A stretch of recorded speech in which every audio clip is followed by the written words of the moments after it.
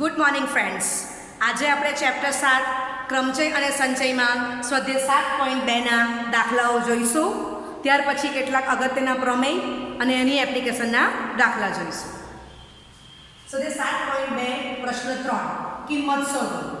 8 factorial upon 6 factorial into 2 factorial. બરાબર છે? Okay, તો તમને ખબર છે કે આ 8 અને 6, તો 6 માં 2 ઉમેરીશ તો 8 થશે. બરાબર છે? અથવા 8 માંથી 2 બાદ કરીશ તો 6 થશે. ઓકે, તો અહીંયા 8 ફેક્ટોરિયલ મને શું કરવું પડે? 8 into 7 into 6 ફેક્ટોરિયલ. બરાબર છે? આપણે સૂત્ર જોઈ ગયા. n factorial is equal to n into n minus 1 into n minus 2 factorial. કારણ કે 8 અને 6 માં 2 નો ડિફરન્સ છે. બરાબર છે? ઓકે, તે પ્રમાણે મેં એડજસ્ટ કરી દીધું. આ સ્ટેપની એપ્લિકેશન કરી દીધી. છેદમાં 6 ફેક્ટોરિયલ ગુણ્યા 2 into 1. ઓકે, અહીંયા હું લખીશ છેદ is greater than 0. 6 factorial cancel. આ 2 ગુણ્યા 4 એટલે 2 ચોક 8. 4 into 7 28. બરાબર છે? ઓકે, પ્રશ્ન 5. જ્યારે પહેલું n equal to 6 r equal to 2, બીજું n equal to 9 r equal to 5 હોય ત્યારે n factorial upon n minus r factorial ની ગણવાનો છે. ઓકે, ચાલો, તો આમાં પહેલું એક પ્રમાણે વેલ્યુ મૂકી દઉં છું. 6 ફેક્ટોરિયલ અપોન 6 માઇનસ 2 ફેક્ટોરિયલ. બાજુમાં છેદ ઇઝ ગ્રેટર ધેન 0. ચલો, છેદમાં કેટલા આવી ગયા? 4 ફેક્ટોરિયલ. તો અંશમાં થશે 6 into 5 into 4 ફેક્ટોરિયલ. 4 ફેક્ટોરિયલ જશે તો આન્સર આવી ગયો 6 ગુણ્યા 5 30. બરાબર છે? ઓકે, ચાલો, હવે પ્રશ્ન 5 નો ત્રીજો દાખલો.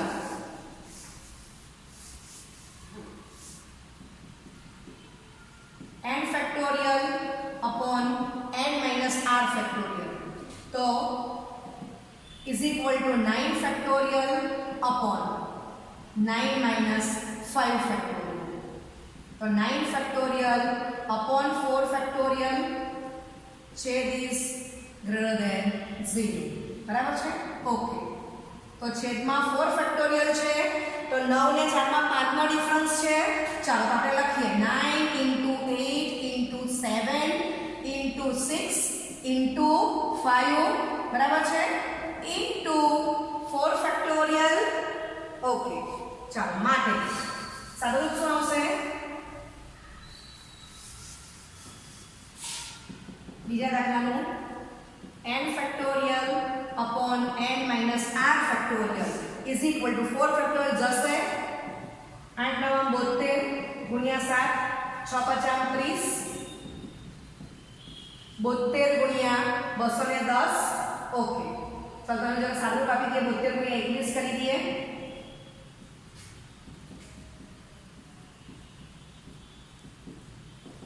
तो 15 બાર ને નીચે ચડાવી દો તો 15120.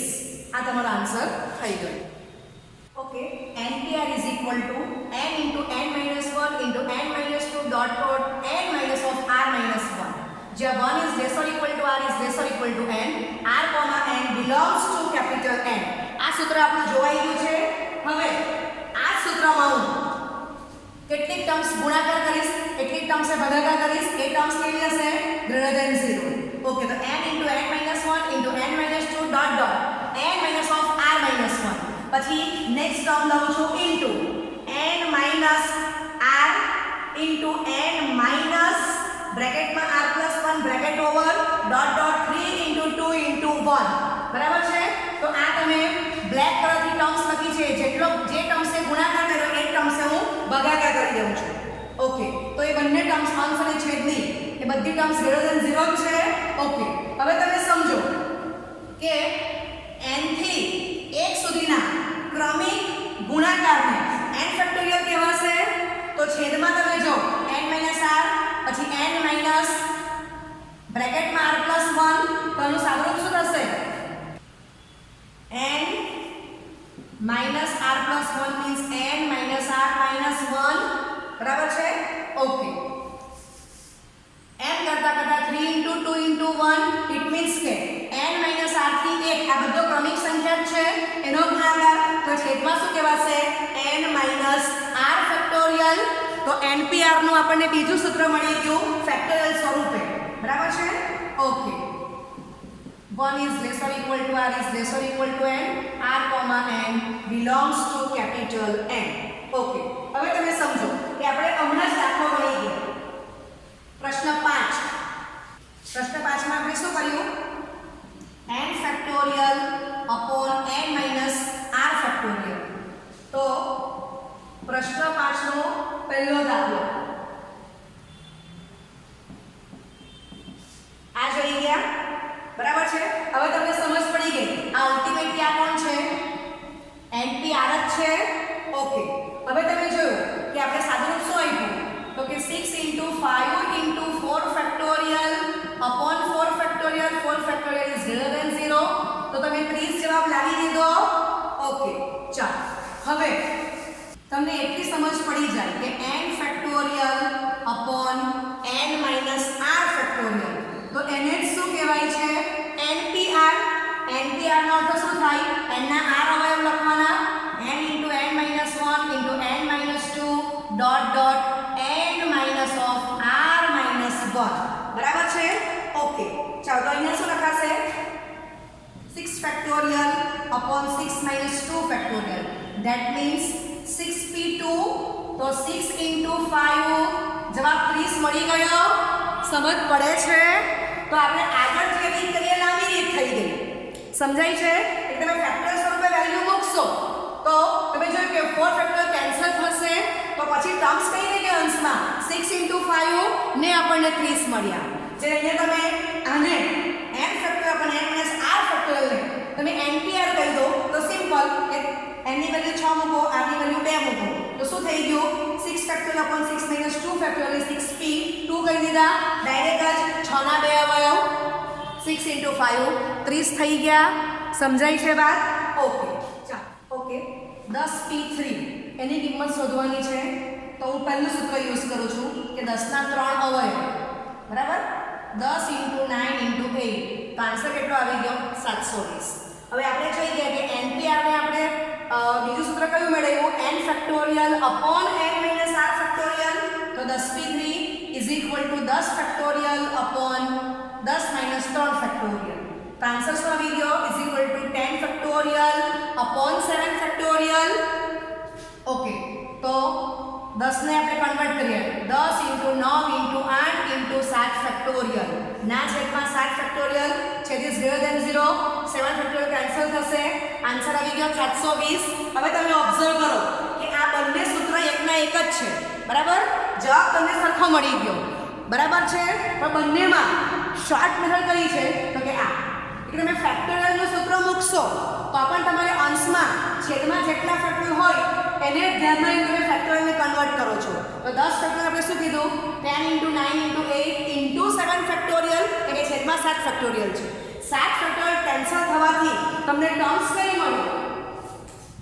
10 ગુણ્યા 9 ગુણ્યા 8, જે તમને પહેલું સૂત્ર આપ્યું ડાયરેક્ટ જ મળી ગયું. પહેલું નિશ્ચય સૂત્ર છે n into n minus 1 into n minus 2 dot dot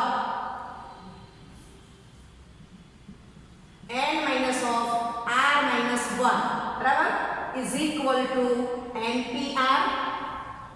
clear? Okay, એટલે તમે આ સૂત્ર યુઝ કરો તો પણ કન્વર્ટ કરો પછી જે સાદુરૂપ આવશે તે આ જ આવવાનું છે. તો આ વધારે ઈઝી છે. ઓકે, ચલો હવે પ્રમેય 2.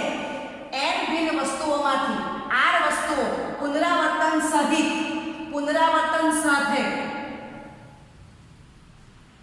એક સાથે લેવામાં આવે તો મળતા ક્રમચયોની સંખ્યા is equal to small n raised to r થશે.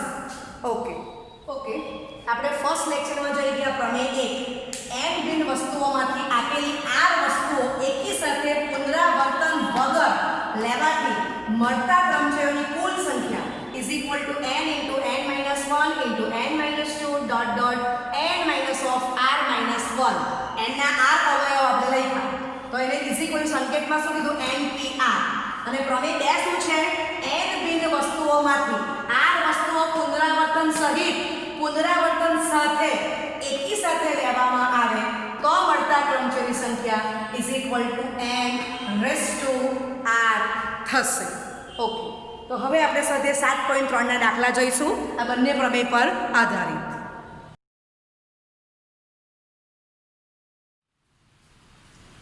ઓકે, સ્વાધ્યાય 7.3 નો પ્રશ્ન 1 થી 9 અંકોનો ઉપયોગ કરીને 3 અંકોની કેટલી સંખ્યા પુનરાવર્તન સિવાય બનાવી શકાય. બરાબર છે. આ દાખલો છે એમાં મેં આટલું યાદ કર્યું છે પુનરાવર્તન સહિત એ દાખલો આપણે એક્સ્ટ્રા ગણી કરશું. તો પ્રમેય 1 અને પ્રમેય 2 ની એપ્લિકેશન કરીએ છીએ. ઓકે, તો 1 થી 9 અંકોનો ઉપયોગ કરી 9 અંકોમાંથી 3 અંકો એકી સાથે પુનરાવર્તન વગર લેવાથી મળતી કુલ સંખ્યા ઇઝ ઇક્વલ ટુ 93. 9 ના 3 અવયવ 9 * 8 * 7 તો ગુણાકાર 504 આવી જશે. પ્રમેય 2 હવે અહીંયા પણ 1 થી 9 અંકનો જ ઉપયોગ કરવાનો છે. તો 9 અંકોમાંથી 3 અંકો પુનરાવર્તન સહિત એકી સાથે લેવાથી મળતી કુલ સંખ્યા is equal to n raise to r મુજબ તો n બરાબર 9 છે અને r બરાબર 3 છે. બરાબર 9 ક્યુબ સાદુરૂપ આપશો તો 7 to 9 થશે. ઓકે, હવે તમે જોયું કે લેક્ચર 1 માં આ જ દાખલો આપણે કઈ રીતથી ગણ્યો એ તમને બતાવું છું. તો 3 અંકની સંખ્યા છે તો આપણે આ રીતે કરતા હતા કે શતકનું સ્થાન ભરવાના પ્રકાર, દશકનું સ્થાન ભરવાના પ્રકાર, એકમનું સ્થાન ભરવાના પ્રકાર. બરાબર છે. ઓકે, અહીંયા આપી દઉં છું પુનરાવર્તન સિવાય અને આ બાજુ આપી દઉં છું પુનરાવર્તન સહિત. બરાબર છે. ચાલો, તો 1 થી 9 અંક છે તો શતકનું સ્થાન પહેલા ભર્યું તો 9 રીતે, પછી 8 રીતે અને પછી 7 રીતે, કારણ કે અંકનું પુનરાવર્તન કરવાનું નથી. ઓકે, આ એમ જ રહેશે. આ બાજુ કેટલું આવી જશે પુનરાવર્તન કરવાનું છે તો શતકનું સ્થાન 9, દશકનું પણ 9 અને એકમનું પણ 9. સમજ પડી. પછી આપણે એમ કહી દીધું કે ગણતરીના મૂળભૂત સિદ્ધાંત મુજબ 1 થી 9 અંકોનો ઉપયોગ કરી 3 અંકોની પુનરાવર્તન વગર મળતી કુલ સંખ્યા બરાબર 9 * 8 * 7 અને આ બાજુ એમ કહી દીધું કે 1 થી 9 અંકોનો ઉપયોગ કરીને 3 અંકોની પુનરાવર્તન સાથે બનતી કુલ સંખ્યા ઇઝ ઇક્વલ ટુ 9 * 9 * 9. બરાબર છે ને તમે જવાબ લાવી દીધો તો તમે કોઈ પણ એક રીતે જઈ શકો છો. બંને રીતે જવાબ સરખો જ આવે છે. સમજાયું? ઓકે, સ્વાધ્યાય 7.2 નો પ્રશ્ન 2 અંકોના પુનરાવર્તન સિવાય 4 અંકોની કેટલી સંખ્યા બને અને એમાં દાખલો એક્સ્ટ્રા આપી દઉં છું કે પુનરાવર્તન સહિત 4 અંકોની કેટલી સંખ્યા બને. હવે અહીંયા કંઈ જ અંક નથી આપ્યા કયા લેવાના તો આપણે એનો અર્થ શું કરવાનો છે અંકો 0 1 2 up to 9 એમ કુલ 10 અંકો લેવાના છે. એના એ 10 અંકની મદદથી 4 અંકની પુનરાવર્તન વગર અને પુનરાવર્તન સાથે સંખ્યા બનાવવાની છે. હવે 4 અંકની સંખ્યા બનાવવાની હોય તો 1000માં સ્થાનમાં 0 લઈ શકાય નહીં. બરાબર છે. ઓકે,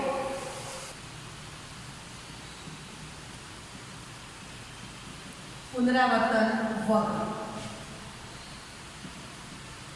એકમ, દશક, શતક અને 1000. 1000નું સ્થાન ભરવાના પ્રકાર એઝ ઇટ ઇઝ. બરાબર. ઓકે, ચાલો હવે 10 અંકમાં 0 આપણે 1000ના સમય નહીં લઈ શકીએ તો 1000નું સ્થાન 9 અંક 1 to 9 માંથી કોઈ પણ એક લઈને ભરી શકાશે તો 9 લખી દેવું. બરાબર છે. ઓકે, ચાલો હવે પુનરાવર્તન વગર લેવાનું છે તો 1 to 9 માંથી જે અંક આપણે લીધો તે કાઢી નાખો. તો અહીંયા બીજો અંક 0 એડ થશે એટલે પાછા અંક 9 જ થઈ ગયા. એટલે શતકનું સ્થાન 9 પ્રકારે ચાલો હવે એ 9 માંથી કોઈ પણ એક અંક કરી નાખો તો 8 રહી ગયા, તો દશકનું સ્થાન 8 પ્રકારે. એ 8 માંથી કોઈ પણ એક પસંદ કરેલો કરી નાખો 7 અંક, તો એકમનું સ્થાન 7 પ્રકારે ભરી શકાય. ચાલો હવે સમય આપી દઉં છું. પુનરાવર્તન સહિત, બરાબર? તો આ સેન્ટેન્સ મારું આ જ રહેશે, અહીંયા જવાબ બદલાશે. ચાલો તો ફરી પાછું 4 અંકની સંખ્યા પુનરાવર્તન સાથે બનાવવાની છે, તો 1000 ના સ્થાનમાં 0 નહીં લેવાય, તો 9 માંથી કોઈ પણ એક અંક. ચાલો હવે પુનરાવર્તન આપણે કરવાનું છે, તો હવે આ 9 અંકમાં 0 ઉમેરશું, 10 અંક થશે. તો આ 10 રીતે, શતકનું સ્થાન 10 રીતે અને એકમનું સ્થાન પણ 10 રીતે. ચાલો માટે ગણતરીના મૂળભૂત સિદ્ધાંત મુજબ,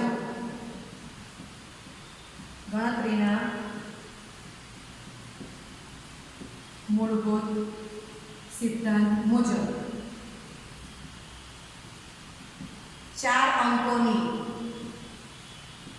પુનરાવર્તન વગર મળતી કુલ સંખ્યા is equal to 9 into 9 into 8 into 7. અને આ બાજુ 4 અંકોની પુનરાવર્તન સહિત મળતી કુલ સંખ્યા is equal to 9 ગુણ્યા 10 ગુણ્યા 10 ગુણ્યા 10. બરાબર છે? ચાલો ઓકે, તો આનો ગુણાકાર કરી નાખો. આ 81 ગુણ્યા 56, તો 81 ગુણ્યા 56 તમારા થાય છે 36, અને આ તમારા થઈ જશે 9 પર 3 મહિના મૂકી દો. બરાબર છે? ઓકે, તો આ દાખલો તમે જોયું કે ભાઈ 1000 ના સ્થાનમાં 0 નહીં લેવાશે, પછી તમે શતક, દશક ને એકમ, બરાબર, આનો તમે અભ્યાસ કરો.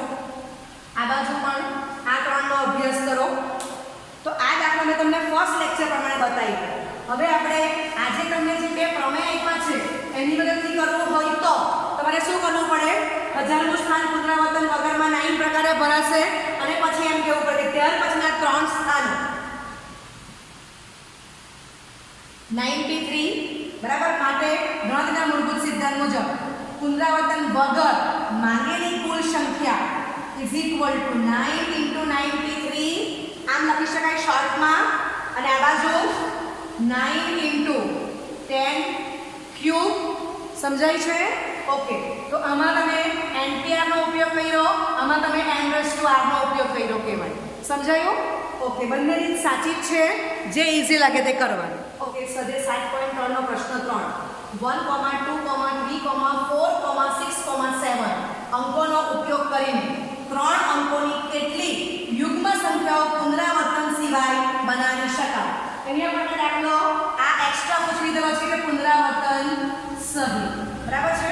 ઓકે, તો જવાબ લખશો 1, 2, 3, 4, 6, 7 એમ કુલ 6 અંકોના ઉપયોગ કરીને 3 અંકોની યુગ્મ સંખ્યાઓ પુનરાવર્તન સિવાય અને પુનરાવર્તન સહિત બનાવવાની છે. યુગ્મ સંખ્યા બનાવવા માટે એકમના સ્થાનમાં યુગ્મ અંક જ લેવો પડે. તો અહીં યુગ્મ કેટલા છે? 2, 4, 6.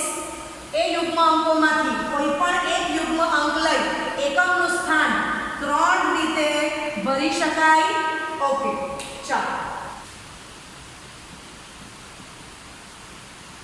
પુનરાવર્તન સિવાય, અને આ બાજુ પુનરાવર્તન સહિત 3 અંકની જ બનાવવાની છે. પણ તમે જોયું કે અહીંયા મારે પહેલા એકમનું સ્થાન ભરવું પડશે, તો એકમનું સ્થાન ભરવાના પ્રકાર, બરાબર. ત્યાર પછી શતકનું સ્થાન ભરવાના પ્રકાર, અને ત્યાર પછી દશકનું સ્થાન ભરવાના પ્રકાર. આમ આવશે. ચાલો આપણે અંક લખી રાખીશું. કેટલા આપણા છે? 1, 2, 3, 4, 6,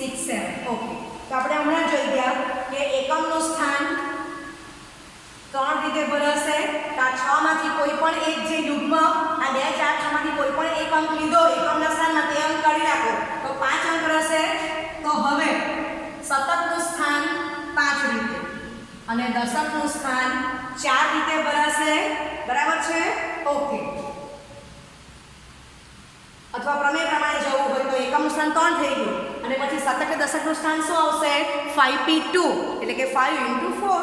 બરાબર? એમ તમે લખી શકો. ઓકે. ચલો આ બાજુ આ વાક્ય એમ જ રહેશે. સરે જાવ પુનરાવર્તન સહિત. તો અહીંયા પણ એવું છે કે એકમનું સ્થાન 3 રીતે ભરાશે. હવે પુનરાવર્તન કરવાનું છે એટલે શતકનું સ્થાન 6 રીતે, દશકનું સ્થાન 3 રીતે.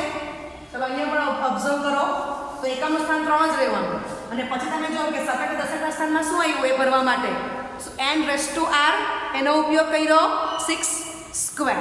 બરાબર? હવે 2 નું છે. ઓકે. ચલો માટે હું તારી રીતમાં જાઉં છું. માટે ગણતરીના મૂળભૂત સિદ્ધાંત મુજબ. હવે આગળ વ્યવસ્થિત રાઇટિંગ કરેલું છે તો આમ શોર્ટમાં લખી દઉં કે માંગેલ કુલ સંખ્યાઓ. બરાબર? ઉપર બધું વ્યવસ્થિત લખેલું છે. તો 3 × 5 × 4 3 × 20 60 થશે અને આ બાજુ આ પોર્શનમાં માંગેલ કુલ સંખ્યાઓ is equal to 3 × 6 × 6 3 × 36 108 આવી જશે. બરાબર છે? ક્લિયર? ઓકે. હવે પ્રમેય પ્રમાણે જવું છે તો હું ડાયરેક્ટ આમાં જ લખીશ. આ બધું ઉપરનું નહીં આવશે, ડાયરેક્ટ જ. બીજી રીતમાં જવું છે તો ડાયરેક્ટ જ કે માંગેલ કુલ સંખ્યાઓ. તો તમારે આ રીતે લખવું પડશે અને આ બાજુ આ રીતે લખવું પડે અને પછી સાદુરૂપ આપો. જવાબ તો સરખો જ આવવાનો છે. ઓકે. સ્વાધ્યાય 7.3 પ્રશ્ન 4 1 2 3 4 5 અંકોનો ઉપયોગ કરીને 4 અંકોની કેટલી સંખ્યા બને અને આમાંથી કેટલી યુગ્મ સંખ્યાઓ પુનરાવર્તન સિવાય બને છે? ઓકે. ચાલો તો 1000 નું સ્થાન તો 5 અંક છે 1 2 3 4 5 તો 5 માંથી કોઈ પણ એક પુનરાવર્તન સિવાય.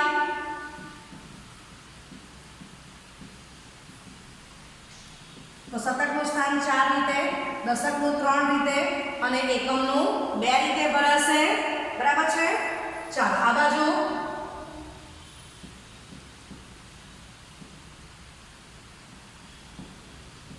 પુનરાવર્તન સિવાય યુગ્મ સંખ્યાઓ બનાવવાની છે. કેટલા અંકની? 4. પુનરાવર્તન સિવાય 4 અંકોની યુગ્મ સંખ્યા બનાવવાની છે. ઓકે. ચાલો તો હવે આપણે હમણાં જોઈશું કે યુગ્મ સંખ્યા બનાવવા માટે એકમનું સ્થાન માં યુગ્મ અંક જ જોઈએ. તો યુગ્મ અંક 2 અને 4 આપેલા છે તો અહીંયા શું આવી જશે? આમાં મારે પહેલા કયું સ્થાન ભરવું પડશે? એકમ. બરાબર છે? ઓકે. માટે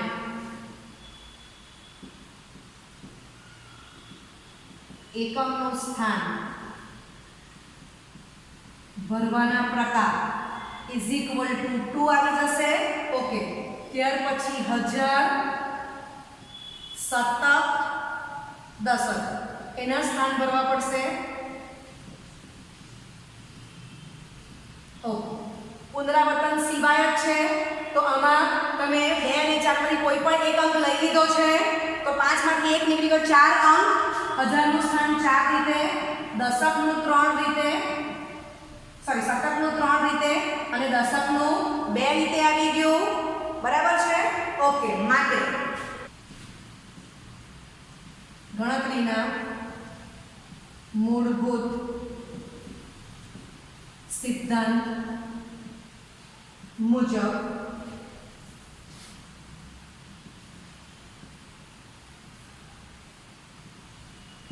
ચાર અંકોની